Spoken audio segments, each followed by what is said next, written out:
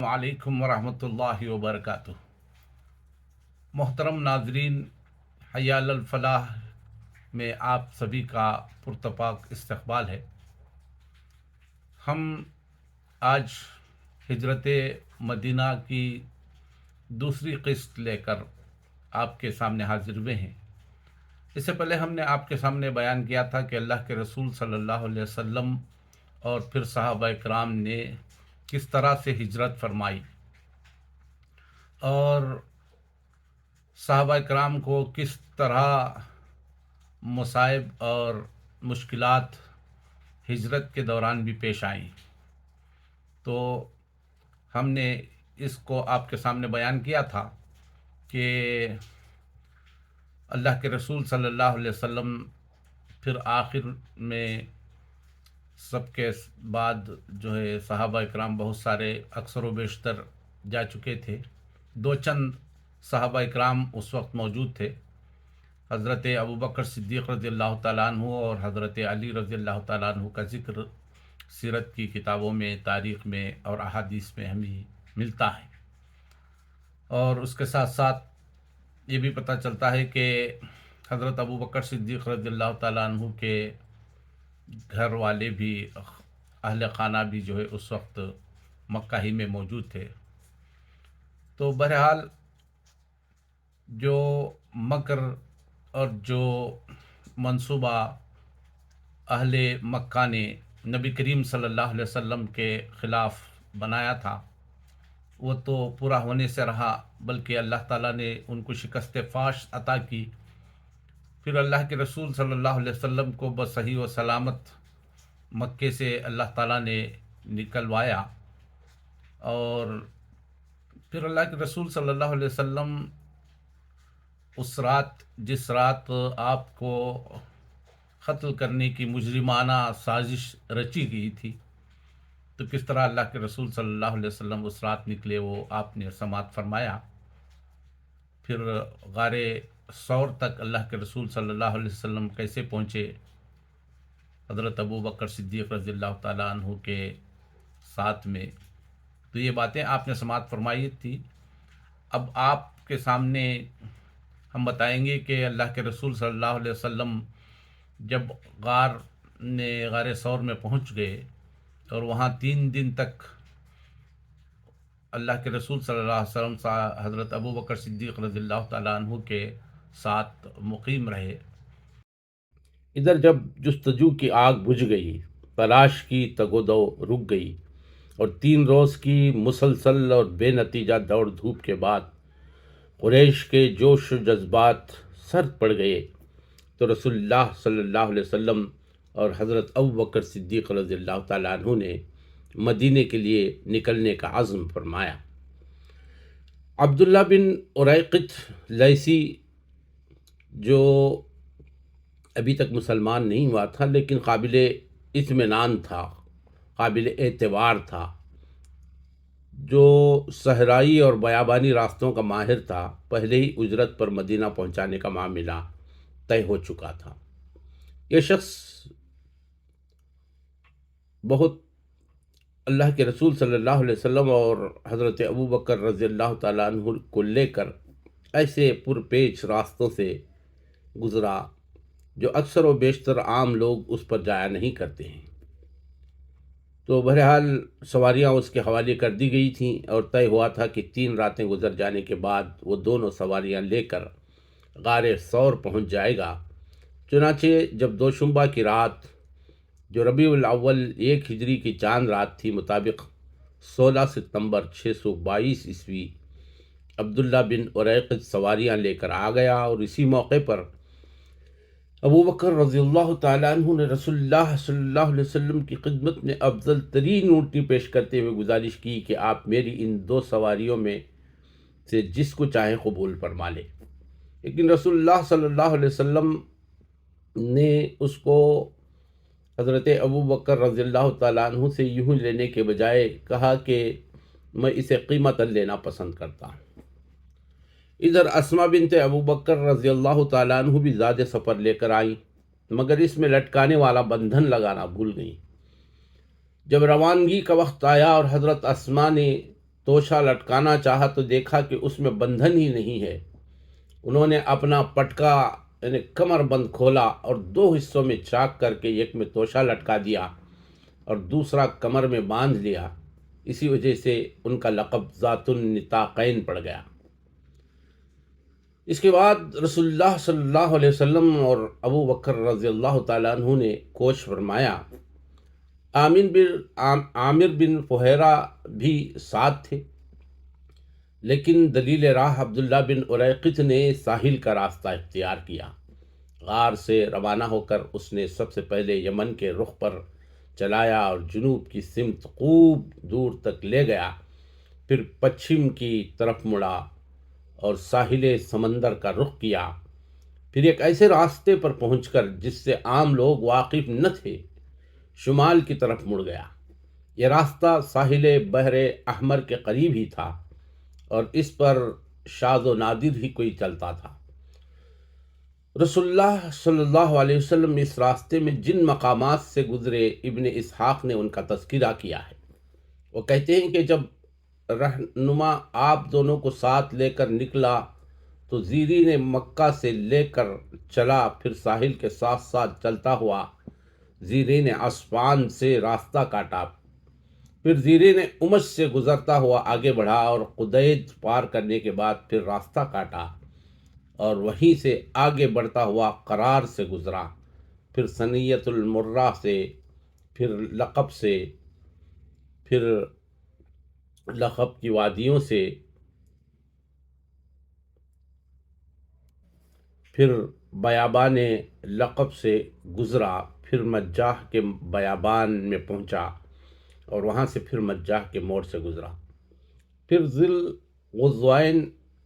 الغضوین کے موڑ کے نشیب میں چلا، پھر ذی کشر کی وادی میں داخل ہوا، پھر جد کا رخ کیا، پھر اجرد پہنچا اور اس کے بعد بیابان تعہن کے وادی ذو سلم سے گزرا، وہاں سے ابابید اور اس کے بعد خواجہ کا رخ کیا، پھر عرج میں اترا، پھر رکوبہ کے داہنے ہاتھ سنیت العائر میں چلا، یہاں تک کہ وادی رم میں اترا اور اس کے بعد قبا پہنچ گیا۔ یہ وہ مختصر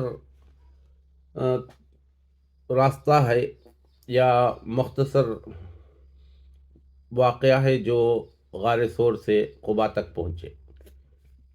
اس درمیان جو کچھ واقعات پیش آئے ہم ان کو بھی بیان کرتے ہیں، جو بڑے لطف اندوز بھی ہیں اور بڑی ہی دلچسپ بھی ہیں، اور پھر وہ سننے کے قابل ہیں، جس میں کئی باتیں اللہ کے رسول صلی اللہ علیہ وسلم اور حضرت ابو بکر صدیق رضی اللہ تعالیٰ عنہ کی آ جاتی ہیں۔ صحیح بخاری میں حضرت ابو بکر صدیق رضی اللہ تعالیٰ عنہ سے مروی ہے کہ انہوں نے فرمایا، ہم لوگ غار سے نکل کر رات بھر اور دن میں دوپہر تک چلتے رہے۔ جب ٹھیک دوپہر کا وقت ہو گیا، راستہ خالی ہو گیا اور کوئی گزرنے والا نہ رہا، تو ہمیں ایک لمبی چٹان دکھلائی پڑی جس کے سائے پر دھوپ نہیں آئی تھی۔ ہم وہیں اتر پڑے۔ میں نے اپنے ہاتھ سے نبی کریم صلی اللہ علیہ وسلم کے سونے کے لیے ایک جگہ برابر کی اور اس پر ایک پوستین بچھا کر گزارش کی، اے اللہ کے رسول صلی اللہ علیہ وسلم، آپ اس میں سو جائیں اور میں آپ صلی اللہ علیہ وسلم کے گرد و پیش کی دیکھ بھال کیے لیتا ہوں۔ آپ صلی اللہ علیہ وسلم سو گئے اور میں آپ صلی اللہ علیہ وسلم کے گرد و پیش کی دیکھ بھال کے لیے نکلا۔ اچانک کیا دیکھتا ہوں کہ ایک چرواہا اپنی بکریاں لیے چٹان کی جانب چلا آ رہا ہے۔ وہ بھی اس چٹان سے وہی چاہتا ہے جو ہم نے چاہا تھا۔ میں نے اس سے کہا، اے جوان، تم کس کے آدمی ہو؟ اس نے مکہ یا مدینہ کے کسی آدمی کا ذکر کیا۔ میں نے کہا، تمہاری بکریوں میں کچھ دودھ ہے؟ اس نے کہا، ہاں۔ میں نے کہا، دودھ دوہ سکتا ہوں؟ اس نے کہا، ہاں، اور ایک بکری پکڑی۔ میں نے کہا، ذرا تھن کو مٹی، بال اور تنکے وغیرہ سے صاف کر لو۔ اس نے ایک کاب میں تھوڑا سا دودھ دوہا اور میرے پاس ایک چرمی لوٹا تھا، جو میں نے رسول اللہ صلی اللہ علیہ وسلم کے پینے اور وضو کرنے کے لیے رکھ لیا تھا۔ میں نبی کریم صلی اللہ علیہ وسلم کے پاس آیا، لیکن گوارا نہ ہوا کہ آپ کو بیدار کروں۔ چنانچہ جب آپ بیدار ہوئے تو میں آپ صلی اللہ علیہ وسلم کے پاس آیا اور دودھ پر پانی اونڈیلا، یہاں تک کہ اس کا نچلا حصہ ٹھنڈا ہو گیا۔ اس کے بعد میں نے کہا، اے اللہ کے رسول صلی اللہ علیہ وسلم، پی لیجئے۔ آپ نے پیا یہاں تک کہ میں خوش ہو گیا۔ پھر آپ صلی اللہ علیہ وسلم نے فرمایا، کیا ابھی کوچ کا وقت نہیں ہوا؟ میں نے کہا، کیوں نہیں؟ اس کے بعد ہم لوگ چل پڑے۔ صدیق رضی اللہ تعالیٰ عنہ کا طریقہ یہ تھا کہ وہ نبی کریم صلی اللہ علیہ وسلم کی ردیف رہا کرتے تھے، یعنی سواری پر حضور صلی اللہ علیہ وسلم کے پیچھے بیٹھا کرتے تھے۔ چونکہ ان پر بڑھاپے کے آثار نمایاں تھے، اس لیے لوگوں کی توجہ انہی کی طرف جاتی تھی۔ نبی کریم صلی اللہ علیہ وسلم پر ابھی جوانی کے آثار غالب تھے، اس لیے آپ صلی اللہ علیہ وسلم کی طرف توجہ کم جاتی تھی۔ اس کا نتیجہ یہ تھا کہ کسی آدمی سے سابقہ پڑھتا تو وہ ابوبکر رضی اللہ تعالیٰ عنہ سے پوچھتا کہ یہ آپ کے آگے کون سا آدمی ہے؟ حضرت ابوبکر رضی اللہ تعالیٰ عنہ اس کا بڑا لطیف جواب دیتے، فرماتے، یہ آدمی مجھے راستہ بتاتا ہے۔ اس سے سمجھنے والا سمجھتا کہ وہ یہی راستہ مراد لے رہے ہیں، حالانکہ وہ خیر کا راستہ مراد لیتے تھے۔ اسی سفر میں دوسرے یا تیسرے دن آپ صلی اللہ علیہ وسلم کا گزر معبد خزاعیہ کے خیمے سے ہوا۔ یہ خیمہ قدیت کے اطراف میں مسلل کے اندر واقع تھا۔ اس کا فاصلہ مکہ مکرمہ سے 130 کلومیٹر ہے۔ معبد ایک نمایاں اور توانا خاتون تھی، ہاتھ میں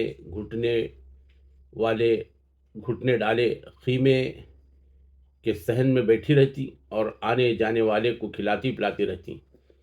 آپ نے ان سے پوچھا کہ پاس میں کچھ ہے؟ بولی، واللہ ہمارے پاس کچھ ہوتا تو آپ لوگوں کی میزبانی میں تنگی نہ ہوتی۔ بکریاں بھی دور دراز ہیں، یہ قحط کا زمانہ تھا۔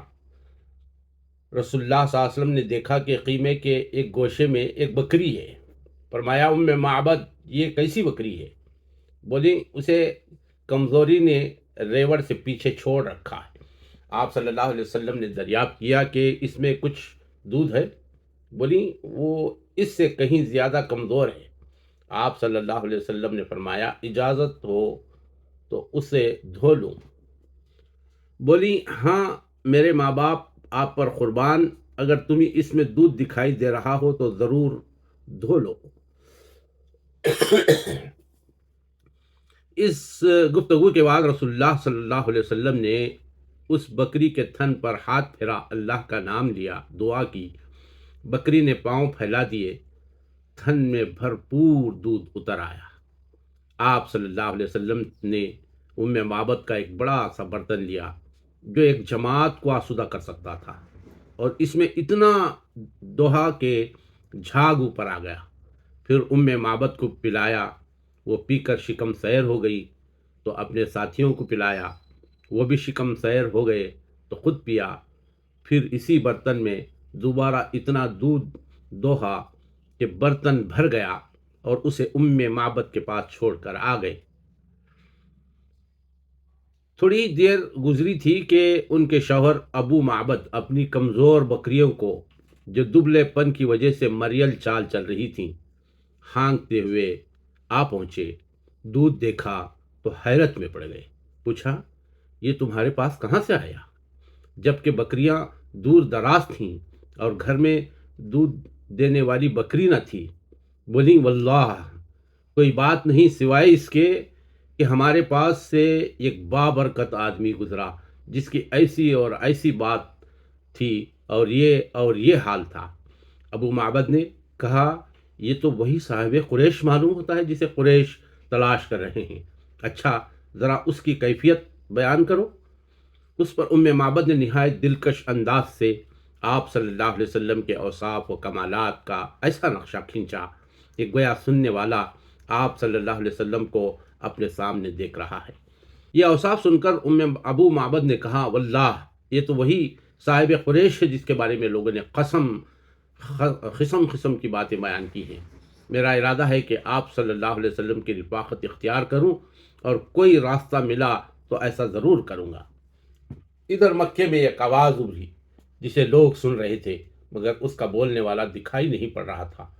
آواز یہ تھی: اللہ رب العرش ان دو رفیقوں کو بہتر جزا دے جو معبد کے خیمے میں نازل ہوئے۔ وہ دونوں خیر کے ساتھ اترے اور خیر کے ساتھ روانہ ہوئے، اور جو محمد صلی اللہ علیہ وسلم کا رفیق ہوا وہ کامیاب ہوا۔ ہائے قصی، اللہ نے اس کے ساتھ کتنے بے نظیر کارنامے اور سرداریاں تم سے سمیٹ لی۔ بنو کعب کو ان کی خاتون کی قیام گاہ اور مومنین کی نگہداشت کا پڑاؤ مبارک ہو۔ تم اپنی خاتون سے اس کی بکری اور برتن کے متعلق پوچھو، تم خود بکری سے پوچھو گے تو وہ بھی شہادت دے گی۔ حضرت اسماء رضی اللہ تعالیٰ عنہ کہتی ہیں، ہمیں معلوم نہ تھا کہ رسول اللہ صلی اللہ علیہ وسلم نے کدھر کا رخ فرمایا ہے کہ ایک جن زیرین مکہ سے یہ اشعار پڑھتا ہوا آیا۔ لوگ اس کے پیچھے پیچھے چل رہے تھے، اس کی آواز سن رہے تھے، لیکن خود اسے نہیں دیکھ رہے تھے، یہاں تک کہ وہ بالائی مکہ سے نکل گیا۔ وہ کہتی ہیں کہ جب ہم نے اس کی بات سنی تو ہمیں معلوم ہوا کہ رسول اللہ صلی اللہ علیہ وسلم نے کدھر کا رخ فرمایا ہے، یعنی آپ صلی اللہ علیہ وسلم کا رخ مدینے کی جانب ہے۔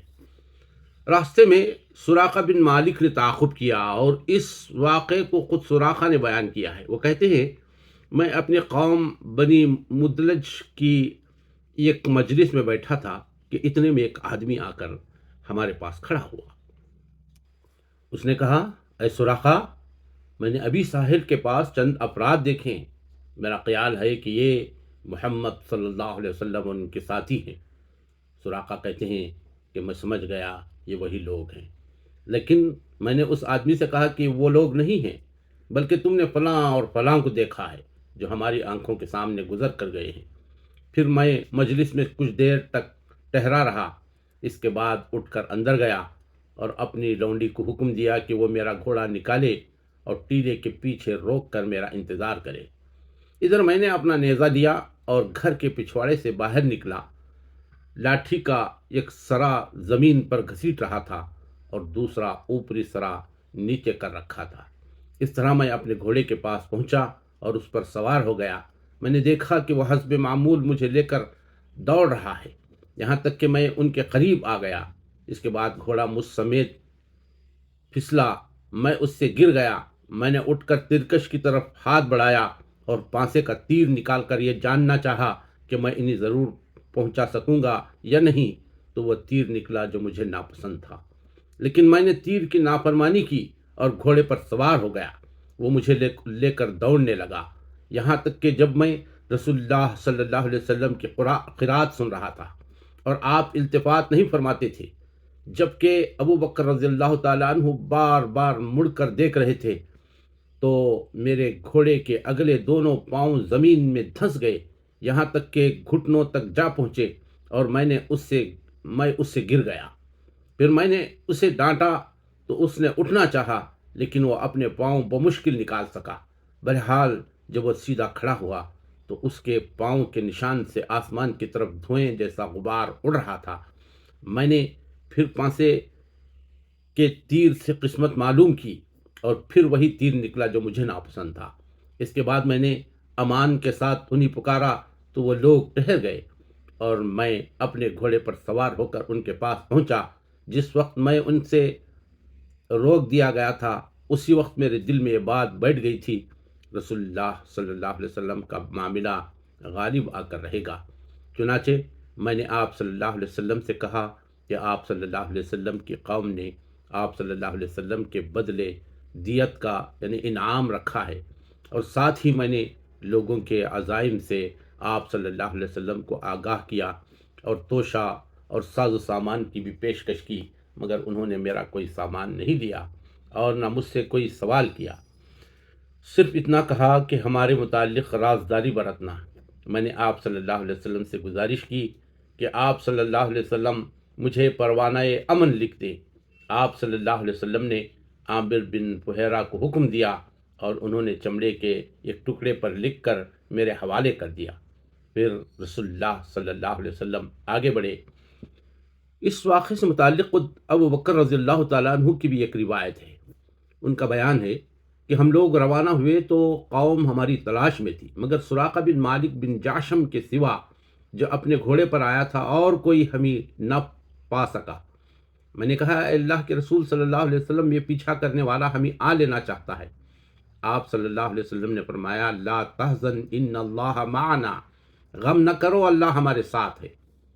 بہرحال سراقہ واپس ہوا تو دیکھا کہ لوگ تلاش میں سرگرداں ہیں۔ کہنے لگا، ادھر کی کھوج خبر لے چکا ہوں، یہاں تمہارا جو کام تھا کیا جا چکا ہے۔ اس طرح لوگوں کو واپس لے گیا، یعنی دن کے شروع میں تو چڑھا آ رہا تھا اور آخر میں پاسباں بن گیا۔ راستے میں نبی کریم صلی اللہ علیہ وسلم کو بریدہ بن حصیب اسلمی ملے۔ ان کے ساتھ تقریباً 80 گھرانے تھے۔ سب سمیت بنی مدلج کا وطن رابغ کے قریب تھا، اور سراقہ نے اس وقت آپ صلی اللہ علیہ وسلم کا پیچھا کیا تھا جب آپ صلی اللہ علیہ وسلم قدیس سے اوپر جا رہے تھے۔ اس لیے اغلب یہ ہے کہ غار سے روانگی کے بعد تیسرے دن تعاقب کا یہ واقعہ پیش آیا تھا۔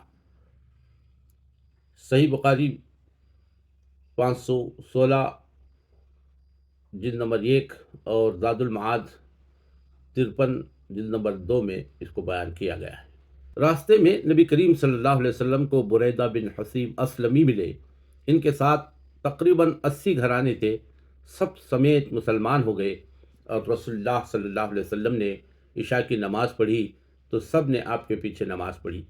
بریدہ اپنی ہی قوم کے سرزمین میں قیام پذیر رہے اور احد کے بعد رسول اللہ صلی اللہ علیہ وسلم کی خدمت میں تشریف لائے۔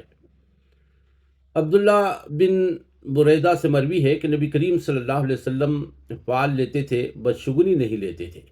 بریدہ اپنے خاندان بنو سہم کے 70 سواروں کے ساتھ سوار ہو کر نبی کریم صلی اللہ علیہ وسلم سے ملے تو آپ نے دریافت فرمایا کہ تم کن سے ہو؟ انہوں نے کہا، قبیلہ اسلم سے۔ آپ نے ابو بکر رضی اللہ تعالیٰ عنہ سے کہا، ہم سالم رہے۔ پھر پوچھا، کن کی اولاد سے ہو؟ کہا، بنو سہم سے۔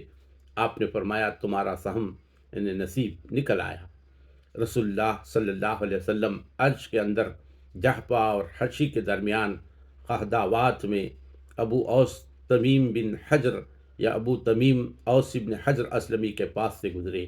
آپ صلی اللہ علیہ وسلم کا کوئی اونٹ پیچھے رہ گیا تھا، چنانچہ آپ اور ابو بکر رضی اللہ تعالیٰ عنہ ایک ہی اونٹ پر سوار تھے۔ اوس نے اپنے ایک نر اونٹ پر دونوں کو سوار کیا اور ان کے ساتھ مسعود نامی اپنے ایک غلام کو بھیج دیا اور کہا کہ جو محفوظ راستہ تم کو معلوم ہو ان سے ان کو لے کر جاؤ اور ان کا ساتھ نہ چھوڑنا۔ چنانچہ وہ ساتھ لے کر راستہ چلا اور مدینہ پہنچا دیا۔ پھر رسول اللہ صلی اللہ علیہ وسلم نے مسعود کو اس کے مالک کے پاس بھیج دیا اور اسے حکم دیا کہ اوس سے کہے کہ وہ اپنے اونٹوں کی گردن پر گھوڑے کی قید کا نشان لگائے، یعنی وہ حلقے یا دائرے بنائے اور ان کے درمیان لکیر کھینچ دے، یہی ان کی نشانی رہے گی۔ جب احد کے دن مشرکین آئے تو اوس نے اپنے اسی غلام مسعود بن حنیدہ کو ان کی خبر دینے کے لیے عرض سے پیدل رسول اللہ صلی اللہ علیہ وسلم کی خدمت میں روانہ کیا۔ یہ بات ابن معقولہ نے طبری کے حوالے سے ذکر کی ہے۔ اوس نے رسول اللہ صلی اللہ علیہ وسلم کے مدینہ آ جانے کے بعد اسلام قبول کر لیا، مگر عرج ہی میں سکونت پذیر رہے۔ راستے میں بطن ریم کے اندر نبی کریم صلی اللہ علیہ وسلم کو حضرت زبیر بن عوام ملے۔ یہ مسلمانوں کے ایک تجارت پیشہ گروہ کے ساتھ ملک شام سے واپس آ رہے تھے۔ حضرت زبیر رضی اللہ تعالیٰ عنہ نے رسول اللہ صلی اللہ علیہ وسلم اور ابو بکر رضی اللہ تعالیٰ عنہ کو سفید پارچہ پیش کیے۔ حضرت عروہ بن زبیر رضی اللہ تعالیٰ عنہ کا بیان ہے کہ مسلمانان مدینہ نے مکہ سے رسول اللہ صلی اللہ علیہ وسلم کی روانگی کی خبر سن لی تھی، اس لیے لوگ روزانہ صبح حرہ کی طرف نکل جاتے تھے اور آپ صلی اللہ علیہ وسلم کی راہ تکتے رہتے۔ جب دوپہر کو دھوپ سخت ہو جاتی تو واپس پلٹ آتے۔ ایک روز طویل انتظار کے بعد واپس پلٹ کر لوگ اپنے اپنے گھر کو پہنچ چکے تھے کہ یہودی اپنے کسی ٹیلے پر کچھ دیکھنے کے لیے چڑھا۔ کیا دیکھتا ہے کہ رسول اللہ صلی اللہ علیہ وسلم اور آپ کے رفقا سفید کپڑوں میں ملبوس، جن سے چاندنی چھٹک رہی تھی، تشریف لا رہے ہیں۔ اس نے بے خود ہو کر نہایت بلند آواز سے کہا، عرب کے لوگوں، یہ رہا تمہارا نصیب جس کا تم انتظار کر رہے تھے۔ یہ سنتے ہی مسلمان ہتھیاروں کی طرف دوڑ پڑے اور ہتھیار سے سج دھج کر استقبال کے لیے امٹ پڑے اور حرہ کی پشت پر رسول اللہ صلی اللہ علیہ وسلم کا استقبال کیا۔ ابن قیم کہتے ہیں کہ اس کے ساتھ ہی بنی عمرو ابن عوف ساکنان قبا میں شور بلند ہوا اور تکبیر سنی گئی۔ مسلمان آپ صلی اللہ علیہ وسلم کی آمد کی خوشی میں نعرہ تکبیر بلند کرتے ہوئے استقبال کے لیے نکل پڑے۔ پھر آپ صلی اللہ علیہ وسلم سے مل کر تحیہ نبوت پیش کیا اور گرد و پیش پر پروانوں کی طرح جمع ہو گئے۔ اس وقت آپ صلی اللہ علیہ وسلم پر سکینت چھائی ہوئی تھی اور یہ وحی نازل ہو رہی تھی، اللہ آپ کا مولا ہے اور جبرائیل علیہ السلام اور صالح مومنین بھی، اور اس کے بعد فرشتے آپ کے مددگار ہیں۔ حضرت عروہ بن زبیر رضی اللہ تعالیٰ عنہ کا بیان ہے کہ لوگوں سے ملنے کے بعد آپ ان کے ساتھ داہنے جانب مڑے اور بنی عمرو بن عوف میں تشریف لائے۔ یہ دوشنبہ کا دن اور ربیع الاول کا مہینہ تھا۔ ابو بکر رضی اللہ تعالیٰ عنہ آنے والوں کے استقبال کے لیے کھڑے تھے اور رسول اللہ صلی اللہ علیہ وسلم چپ چاپ بیٹھے تھے۔ انصار کے جو لوگ آتے تھے جنہوں نے رسول اللہ صلی اللہ علیہ وسلم کو دیکھا نہ تھا، وہ سیدھے ابو بکر رضی اللہ تعالیٰ عنہ کو سلام کرتے، یہاں تک کہ رسول اللہ صلی اللہ علیہ وسلم پر دھوپ آ گئی اور ابو بکر رضی اللہ تعالیٰ عنہ نے چادر تان کر آپ صلی اللہ علیہ وسلم پر سایہ کیا۔ تب لوگوں نے پہچانا کہ یہ رسول صلی اللہ علیہ وسلم ہے۔ آپ صلی اللہ علیہ وسلم کے استقبال اور دیدار کے لیے سارا مدینہ امٹ پڑا تھا۔ یہ ایک تاریخی دن تھا جس کی نظیر سرزمین مدینہ نے کبھی نہ دیکھی تھی۔ آج یہود نے بھی حبقوق نبی کی اس بشارت کا مطلب دیکھ لیا تھا کہ اللہ جنوب سے اور وہ جو قدوس ہے کوہ پاران سے آیا۔ رسول اللہ صلی اللہ علیہ وسلم نے قباء میں کلثوم بن ہدم اور کہا جاتا ہے کہ سعد بن قسیمہ رضی اللہ تعالیٰ عنہ کے مکان میں قیام فرمایا۔ پہلا قول زیادہ قوی ہے۔ ادھر حضرت علی بن ابی طالب رضی اللہ تعالیٰ عنہ نے مکے میں 3 روز سحر کر اور لوگوں کی جو امانتیں رسول اللہ صلی اللہ علیہ وسلم کے پاس تھیں انہیں ادا کر کے پیدل ہی مدینہ کا رخ کیا اور قباء میں رسول اللہ صلی اللہ علیہ وسلم سے آ ملے اور کلثوم بن ہدم کے یہاں قیام فرمایا۔ رسول اللہ صلی اللہ علیہ وسلم نے قباء میں کل 4 دن دوشنبہ، منگل، بدھ، جمعرات یا 10 سے زیادہ دن قیام فرمایا اور اسی دوران مسجد قباء کی بنیاد رکھی اور اس میں نماز بھی پڑھی۔ یہ آپ صلی اللہ علیہ وسلم کی نبوت کے بعد پہلی مسجد ہے جس کی بنیاد تقویٰ پر رکھی گئی۔ 5ویں دن یا 12ویں دن جمعہ کو آپ صلی اللہ علیہ وسلم حکم الہی کے مطابق سوار ہوئے۔ ابو بکر رضی اللہ تعالیٰ عنہ آپ صلی اللہ علیہ وسلم کے ردیف تھے۔ آپ صلی اللہ علیہ وسلم نے بنو نجار کو، جو آپ صلی اللہ علیہ وسلم کے ماموں کا قبیلہ تھا، اطلاع بھیج دی تھی، چنانچہ وہ تلوار حمائل کیے حاضر تھے۔ آپ صلی اللہ علیہ وسلم نے ان کی معیت میں مدینے کا رخ کیا۔ بنو سالم ابن عوف کی آبادی میں پہنچے تو جمعہ کا وقت آ گیا۔ آپ صلی اللہ علیہ وسلم نے بطن وادی میں اس مقام پر جمعہ پڑھا جہاں اب مسجد ہے۔ کل 100 آدمی تھے۔ پھر اس کے بعد مدینے میں داخلہ۔ جمعہ کے بعد نبی کریم صلی اللہ علیہ وسلم مدینہ تشریف لے گئے اور اسی دن سے اس شہر کا نام یثرب کے بجائے مدینۃ الرسول، شہر رسول صلی اللہ علیہ وسلم پڑ گیا، جسے مختصراً مدینہ کہا جاتا ہے۔ یہ نہایت تابناک تاریخی دن تھا۔ گلی کوچے تقدیس و تحمید کے کلمات سے گونج رہے تھے اور انصار کی بچیاں خوشی و مسرت سے اشعار کے نغمے بکھیر رہی تھیں۔ طلع البدر علینا من ثنیات الوداع، تو یہ بچوں کے اشعار تھے جو بچے گنگنا رہے تھے۔ اس میں اللہ کے رسول صلی اللہ علیہ وسلم کی تعریف اور آپ کے لائے ہوئے دین کی تعریف تھی، اور بتایا جا رہا تھا کہ وجب الشکر علینا، کہ اس بات پر ہم سب کو اللہ کا شکر بجا لانا چاہیے۔ صحیح بخاری کی ایک روایت ہے کہ آپ صلی اللہ علیہ وسلم نے قباء میں 24 رات قیام فرمایا، مگر ایک اور روایت میں 10 رات سے چند روز زیادہ اور ایک تیسری روایت میں 14 رات بتایا گیا ہے۔ ابن قیم نے اسی آخری روایت کو اختیار کیا ہے، مگر ابن قیم رحمہ اللہ نے بھی خود تصریح کی ہے کہ آپ صلی اللہ علیہ وسلم قباء میں دوشنبہ کو پہنچے تھے اور وہاں سے جمعہ کو روانہ ہوئے تھے، اور معلوم ہے کہ دوشنبہ اور جمعہ دو الگ الگ ہفتوں کا لیا جائے تو پہنچ اور روانگی کا دن چھوڑ کر کل مدت 10 دن ہوتی ہے، اور پہنچ اور روانگی کا دن شامل کر کے 12 دن ہوتی ہے، اس لیے کل مدت 14 دن کیسے ہو سکے گی؟ بہرحال جو بھی ہو، یہ مختلف روایتیں ہیں جو بیان کی گئی ہیں۔ ہاں، مدینے میں داخلے کے بعد انصار نے بڑا استقبال کیا۔ انصار اگرچہ بڑے دولت مند نہ تھے، لیکن ہر ایک کی یہی آرزو تھی کہ رسول اللہ صلی اللہ علیہ وسلم ان کے ہاں قیام فرمائیں۔ چنانچہ آپ صلی اللہ علیہ وسلم انصار کے جس مکان یا محلے سے گزرتے، وہاں کے لوگ آپ صلی اللہ علیہ وسلم کی اونٹنی کی نکیل پکڑ لیتے، چاہتے کہ اللہ کے رسول صلی اللہ علیہ وسلم ان کے گھر تشریف لائیں۔ ہر ایک انصاری کی یہی خواہش تھی کہ اللہ کے رسول صلی اللہ علیہ وسلم ان کے گھر کے مہمان بنے، ان کو یہ سعادت نصیب ہو۔ ہر ایک اپنی اپنی دعوت پیش کرتا، لیکن اللہ کے رسول صلی اللہ علیہ وسلم فرماتے کہ اونٹنی کی راہ چھوڑ دو، یہ اللہ کی طرف سے مامور ہے۔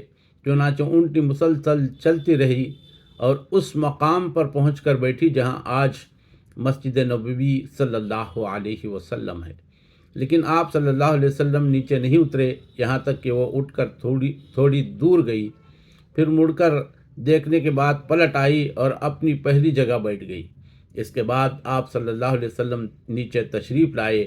یہ آپ صلی اللہ علیہ وسلم کے ننیال والوں یعنی بنو نجار کا محلہ تھا، اور یہ اونٹنی کے لیے محض توفیق الہی تھی، کیونکہ آپ صلی اللہ علیہ وسلم ننیال میں قیام فرما کر ان کی عزت افزائی کرنا چاہتے تھے۔ اب بنو نجار کے لوگوں نے اپنے اپنے گھر لے جانے کے لیے رسول اللہ صلی اللہ علیہ وسلم سے عرض معروض شروع کی، لیکن ابو ایوب انصاری رحمۃ اللہ رضی اللہ تعالیٰ عنہ نے لپک کر کجاوا اٹھا لیا اور اپنے گھر لے کر چلے گئے۔ اس پر رسول اللہ صلی اللہ علیہ وسلم فرمانے لگے، آدمی اپنے کجاوے کے ساتھ ہے۔